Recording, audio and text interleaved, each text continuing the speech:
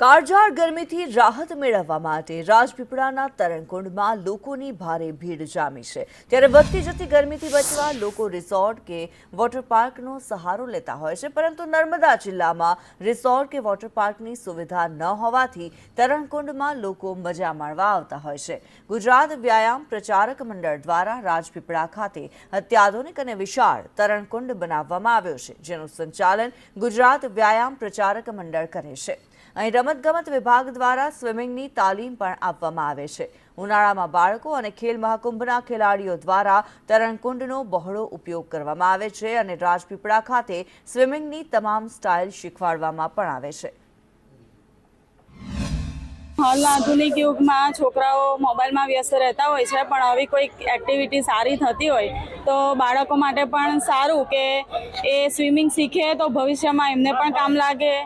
कोई जगह कहीं बनाव बने तो पण एमने काम लागे। मेरे को गर्मी में मेरे पापा ने कहा था इधर स्विमिंग सीखने आ जा, और स्विमिंग भी अच्छा कराते हैं और मज़ा भी आती है और गर्मी में भी मज़ा आती है। मुझे स्विमिंग सीखने के बाद मुझे तो काम आएगा, कुछ घटना बनेगी उसमें